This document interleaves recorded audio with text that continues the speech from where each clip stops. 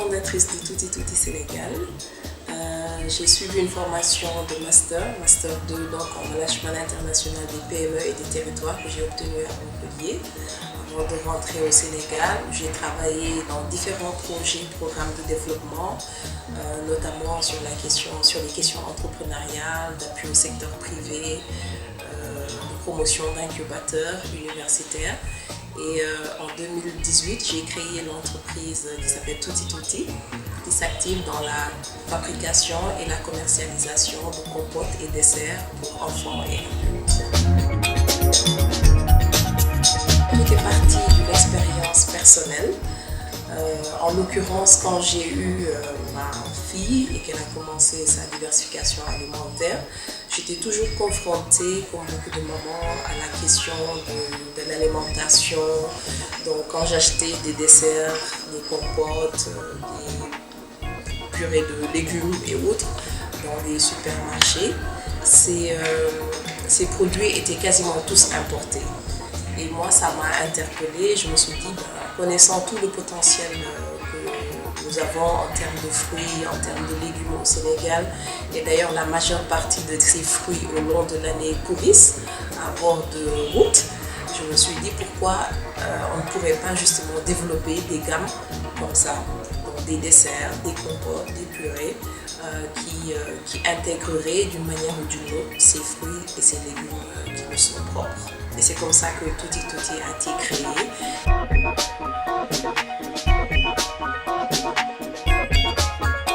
Et aujourd'hui, nous sommes très fiers, vu que nous avons développé 11 variétés avec des saveurs telles que le bouilli, le bissap, le mad, le ditar et bientôt d'autres saveurs que nous connaissons et apprécions tous, qui vont soit être des variétés 100% locales, mais aussi des variétés qui intègrent d'autres fruits qui peuvent venir d'ailleurs, l'idéal étant pour nous de toucher une clientèle qui sera internationale.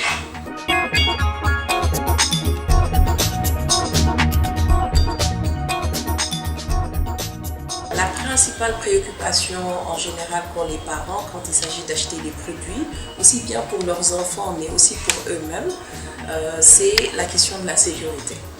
Donc ils veulent que les produits soient normés, qu'ils respectent donc un certain nombre de principes en matière d'hygiène, de sécurité. Et ça, nous en sommes fortement conscients. C'est la raison pour laquelle nous avons travaillé avec des instituts vraiment spécialisés. Sur toute la partie formulation des compotes Tutti Tutti, nous avons bénéficié d'un accompagnement de la part d'instituts réputés et reconnus pour leur expertise. Et donc la question de la sécurité en général, pour moi, elle est très transversale. Comme je l'ai dit tantôt, c'est valable pour les enfants, c'est aussi valable pour les adultes.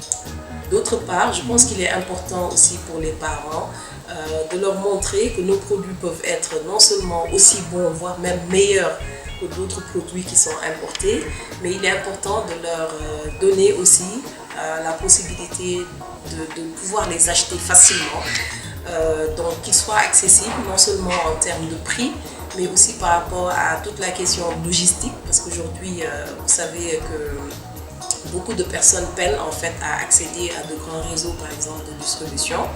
Et du coup, on essaie vraiment de miser sur cet aspect-là.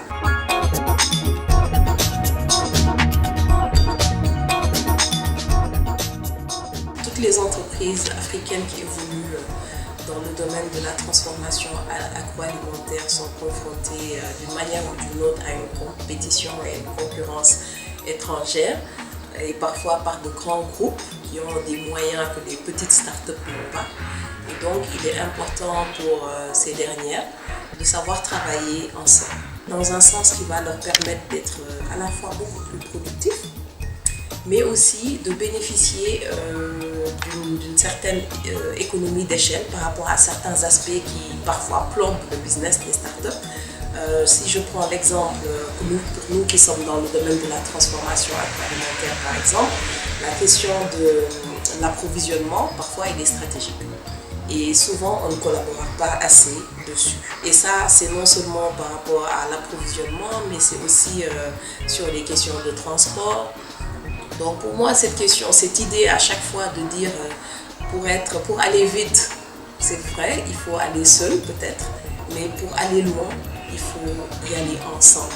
Et donc cette question du regroupement, de la collaboration, elle est cruciale pour toutes ces entreprises qui évoluent dans le domaine de la transformation agroalimentaire. Un autre élément qui me semble aussi fondamental, c'est de travailler aussi à apporter des touches distinctives. Souvent, on est très dans le mimétisme. On peut se retrouver à 50 sur un petit espace géographique à faire les mêmes choses. Je ne dis pas que c'est mauvais en soi, parce que bon, chacun a le droit d'investir dans le secteur qui lui plaît et qui lui parle, mais il est important aussi pour un entrepreneur de toujours voir dans quelle mesure j'apporte de la valeur ajoutée, dans quelle mesure je fais quelque chose différemment.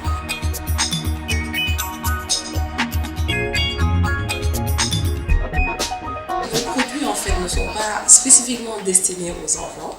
C'est des produits qui s'adressent à tout le monde. Moi, je parlais tout à l'heure, on est vraiment sur le segment des desserts et des goûters.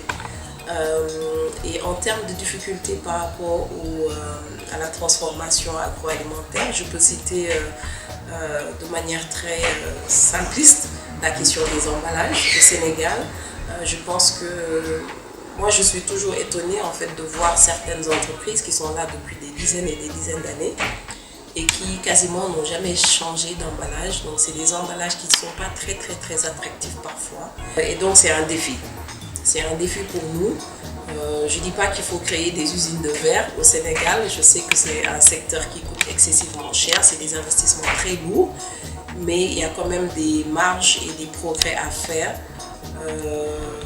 par le secteur. Et quand je dis par le secteur, c'est l'ensemble des acteurs économiques, mais c'est aussi les pouvoirs publics.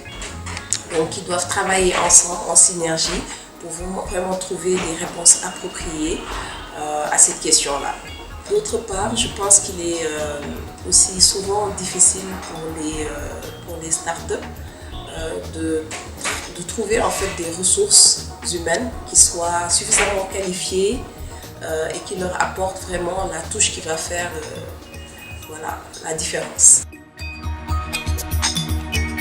Moi, tout bizarrement, un peu partout en Afrique, je le vois en train de traverser les frontières africaines, en espérant d'ailleurs que ces frontières soient vraiment rasées, on va dire. On parle beaucoup de cette zone de libre-échange. Je pense qu'il est temps aujourd'hui de concrétiser vraiment cette intégration africaine pour que justement des tutti se créent facilement un peu partout en Afrique et qu'on fasse ressortir ces richesses et toute cette richesse en fait dont l'Afrique regorge et qui peine à être suffisamment bien exploitée par les Africains. Alors pour ceux qui veulent se lancer, je leur dis allez-y.